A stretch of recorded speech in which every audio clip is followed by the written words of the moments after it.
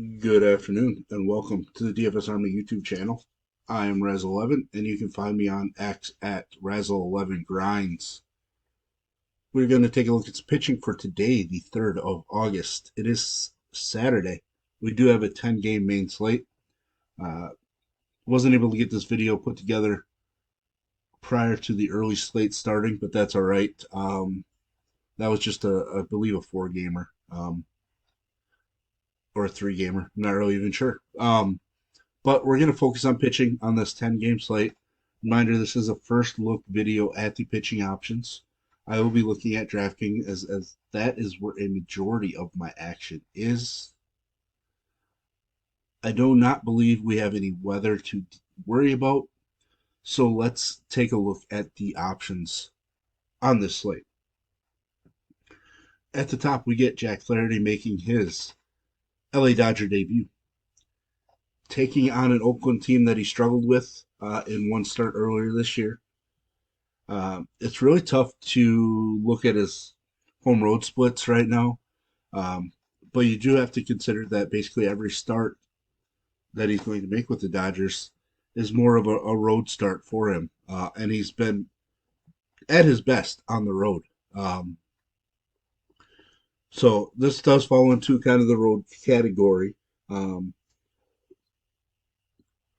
Pretty strong difference between the two. I mean, he's been great either way, but um, overall, numbers are pretty nice on the road. He is returning home to California. I believe he was a big Dodger fan growing up, so this kind of fits right in with where he wants to be. He's a minus 175 favorite. Taking a look at his K prop is sitting at 6.5 with juice on the over. Uh, should be fairly popular. Um, I don't really see much of a reason to ignore him. Rooker's been hot, and Flaherty does give up a little bit more to right-handed bats, but the majority of the Oakland lineup it's just weak enough that we shouldn't worry too much. But Flaherty does have the ability to get blown up a little bit, so there's some volatility there, but the upside is just extremely strong. Looking at Garrett Crochet now, since he came out with his demands when it comes to the trade deadline, his numbers just have not been that great. They are limiting him a bit more. They're skipping him. Um, in the last month, he did throw 93 pitches in one start, but just went 4 innings. Other than that, he's topped out at 74 pitches. I don't know what to expect out of him today. Um, he's had plenty of Ks against the Twins this year, but he has allowed runs. He hasn't been as strong on the road. So with that, I might end up with an underweight approach. I haven't really decided yet. His K prop is 5.5 with juice on the over, but he is a massive road dog. Sorry, the Twins are minus 270 favorites. The White Sox haven't won a game in what feels like 3 months. If you wanted to fade Crochet, I wouldn't blame you. I am kind of holding out a little hope that they might let him pitch a little bit more now that the trade deadline is passed. He just has plenty of upside, but like I've been saying a lot of the season, I do kind of expect him to wear down a little bit, uh, throwing more innings than he ever really has. So if you told me you wanted to fade him, I would not argue against it. I just think I'm going to sprinkle him in just because of that upside. Ronel Blanco hasn't been super sharp over his last handful, uh, but it is a great spot. His numbers at home have been spectacular. It's just really hard to ignore. And the Tampa Bay lineup overall weakened with the trading of Rosarena and Paredes. He is a minus 155 home favorite. Game total of just 7.5. K prop of 6.5, which you slightly on the under right now. Um, so I think he's got to be in play. I obviously like him a little bit more than Crochet, um, but not somebody we have to go massively heavy on. Bryce Miller His numbers at home, absolutely phenomenal. He gets to take on a Philly squad that's struggling a bit right now, which is key. Um, Miller can give up some home runs, which is a worry. He's not a huge K guy overall, um, but I think this matchup is decent for him, especially with how Philly's struggling. His K prop's just 5.5 juice on the under, but he is a minus 120 home favorite. Game total of just 8, so nothing too extreme. I think Bryce Miller is definitely in play. Hunter Greene, obviously going to be in play because I play him all the time. His home numbers not as strong as his road numbers. His K numbers are better at home. Uh, he's been phenomenal over his last 4 starts. Uh, even 5 starts ago, he wasn't bad. He just didn't go very deep into that game. The overall San Francisco lineup isn't isn't getting a whole lot done. So I think Hunter Greene makes a ton of sense. It's just really tough to go super overweight on pitchers in Cincinnati. Uh, he is a minus 135 favorite. Game total is sitting at 9 right now. Um, K prop at 7.5, which you slightly on the under. So big K prop for him. I think it's the highest number on the slate. I haven't really looked. So definitely the K upside brings him, near the top as far as the upside goes on the slate. Bailey Ober, coming off of an elite performance against Detroit,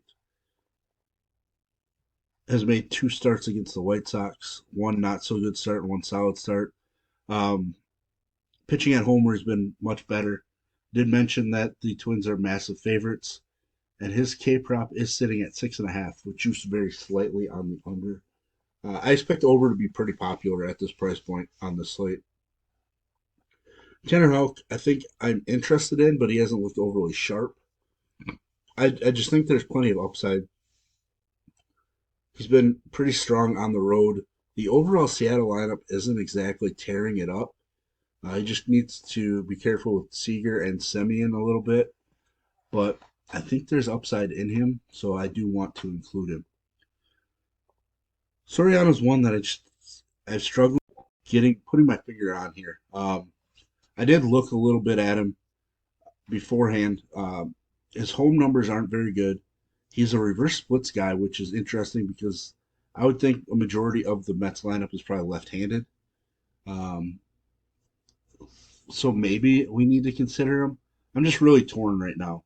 Um, K prop of 4.5, and he is a slight home dog. Game total of 9. The Mets are minus 130 favorites. He just feels like one of those guys that could be kind of sneaky, overlooked, that has the ability to drop 25 to 30 fantasy points if things kind of come together. Harrison, I'm not going to go there. I thank him for his performance against the weak Rockies that rewarded us handsomely on that slate. I just don't really think I need to go there. Um, but the more I think about it, the more I realize that Cincinnati has been struggling quite a bit offensively. Uh, their overall team numbers over the last week or so are not very good. So maybe I do need to consider Harrison a little bit more. Grant Holmes, the big question mark for me on this slate, is is everybody going to be chasing this performance? Like, I feel like he had 7 strikeouts through 3 innings or something. Um, Nobody really saw this performance coming against the Brewers. Still kind of being stretched out. But maybe we see 85 pitches. It is a Miami lineup that has been gutted by trades. He's a minus 245 favorite. K prop of 4.5.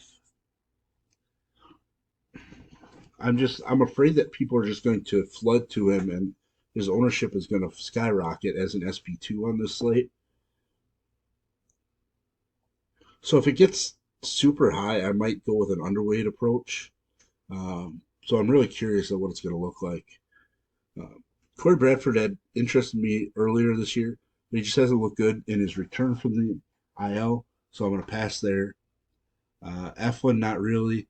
Peterson, I think some people are going to want to use. Um, it could make sense.